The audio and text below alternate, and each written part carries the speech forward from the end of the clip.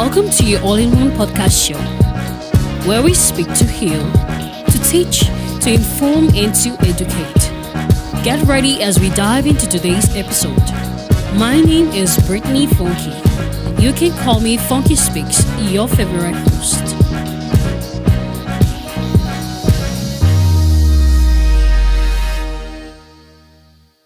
Why is she acting like that? Why is she acting like that? Did you notice? Why? Why did she act like that? I know you want to know who she is and why did she act the way she did.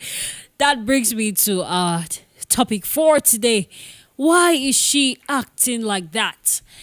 And today we are going down into the behavioral patterns. Let's break it down. Why do people act the way they do? Do you sometimes see how this person who you love so much, or let's say you don't even love, there's somebody you are trying to understand, and their behaviors does not correspond to your mind's expectation. And every time you're asking yourself, what could be the reason he or she is behaving this way? Let's go to people who act in a very awkward and weird way. You know, sometimes it's a bug to the society. It's cancerous. It's disturbing because we want to know, why will he or she be taking drugs? Why will she dress half naked? Why will he cheat? Why will she try to have many friends as possible? Why does she go clubbing? And we always try to pinpoint the errors. We try to see the problem and not look for the solution. Now, before you identify a problem, or before you start talking about a problem, you are supposed to ask yourself, what is the cause of the problem? And that's one thing we don't talk about. We would barely or never talk about the cause of a behavior that we try to understand. Now, let's go to our childhood experiences. One of the key reasons why people act the way they do is their childhood experiences. Your childhood makes like 70% of who you are in life. If you choose it to let you behave the way you do, it will affect you greatly. Because these are things that have been cultured. It's like a CD that's empty and it has things put in it. So before it comes out, sometimes it will need to crash for a new CD to be burned to produce something else. So first thing you have to understand, why do they behave this way? Childhood experiences. As a child, there are things that are stuck in your brain. They're stuck in your mind. They're just so in you that it can so correspond. It can so push you to behave in a certain way. Let's talk about traumas. Look at a girl who has struggled with being validated from childhood. Maybe her parents never told her she's beautiful. Her father probably hit her multiple times. Her mom probably insulted her as many times as possible. She's growing up verbally abused, physically abused, and she becomes so defensive in life. She grows up to a teenager and she's so defensive. And we are so troubled. We are so angry. Like, why is she so defensive? She pops up to be like so tough, so hard, because she grew up in a very tough environment. This formed her and made her to be tough. Let's talk about a guy who grew up in a community, an environment. This goes to the second point, which the reason for behavioral patterns is the environment we grow around or grow in. You see a guy who grows, sags his trouser, smokes, have friends, go out, lives carelessly. Maybe when he was growing up, there was never order. And what he saw around him were people who went out many times, drank, got wasted, get ladies, waste the ladies, and probably feel like that's a sense of living. Environmental effects. These are things that affect people. Another thing is the words they hear. They were like, I was talking about childhood traumas. What you hear. I'm very fortunate I knew God early. And I chose to know God while I was growing. I'm going to be vulnerable here. While I was growing, I was in that kind of atmosphere. I grew up in a Christian home, but I struggled a lot with verbal abuse. Verbal abuses from especially my mom. Because I don't have a dad. I never had a father. I never saw my biological father. So I was growing up with my mom, knowing fully well that my mom is going to fill the gap of my dad. And I know definitely my mom is going to play that role perfectly. But my mom too had a shortcoming, which was her mouth.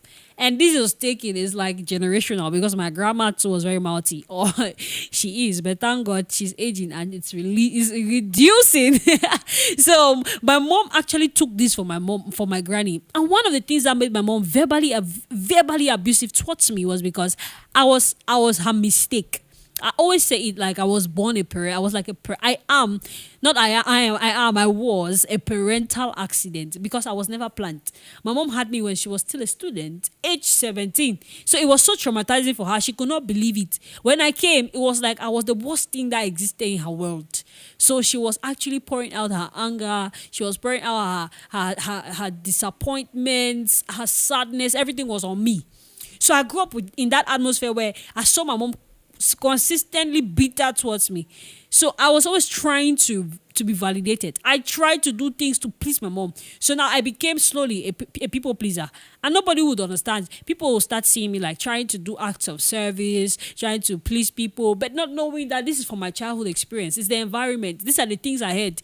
So my mom was verbally abusive. She would use words like, "You're not good enough. Nothing good can come out from you. I guess the day you were born. And these are the things that got into my head. And when I do something wrong, my mom will always say, "You're a bad child." When my mom said, "You're a bad child," that sank deep. And I really believed it because she did not say it one time. When something is said more than once, what is said more than twice, when it is said more than 3 times or 4 times, it becomes something you accept. So I accepted that indeed I'm a bad child. So it got to a point where it was so severe, mentally, subconsciously, I had absorbed the fact that I'm a bad child. So I'll go to school, I was very reserved, but I became really angry. I had a lot of bitterness in me. I had anger issues. So I always went to school, very calm. The reason I never talked was because I never wanted somebody to smash me. And if you smash me, trust me, it was going to be hell. I will never let anybody smash me because of where I grew and what are things I had.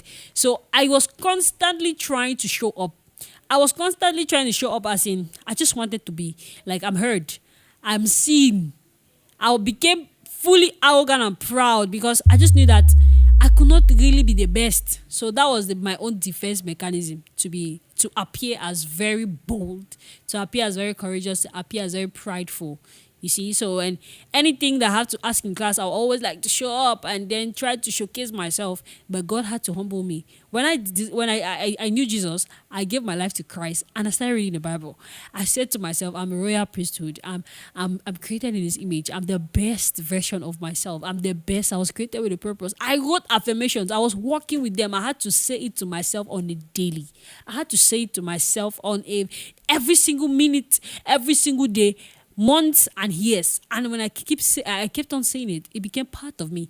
And this is how I healed. This is how I started building myself. I started knowing that, I have something to offer. I discovered purpose and God created me because He loves me. I don't really need to be validated before I can know that I'm worth it. So you see, so some of these behaviors that people portray, it's not really because of it's not the problem that we should be identifying. It should look for where they grew up. Look at their atmosphere, look at their environment, look at their experiences when they were young. Check a man who gets married and commits adultery. Maybe his father he's from a polygamous home and he saw it very normal. Look for a guy who beats his wife or girlfriend. These are people who probably grew up from an atmosphere who saw beating as a healing balm to make their wives, their girlfriends to seem to be order, to make them to be in order. So you have to check these experiences. So we don't misjudge people. We instead will not show hatred, but we will love on them. Because most people moving around are broken vessels. They are broken pieces. They are looking for healing. They want to be mended. But because the world has made them feel like they are rejected, they cannot be mended. So they decide to be the worst. They decide not to be the best. So check out the behavioral patterns. So what am I saying here in a nutshell? I'm saying here in a nutshell that we should identify the reasons for a behavior and not focus on the problems, because every solution comes when you have discovered the cause. The cause will propel you to discover the solutions to the problem. So that's just it for today's episode. And I pray this touches you and this helps you in one way or the other. We hope you learned something new that will help you at one point in life. Please do us a favor by sharing this episode with your friends and follow us on all social media platforms as Brittany Funky. From us to you. See you in the next episode. Bye.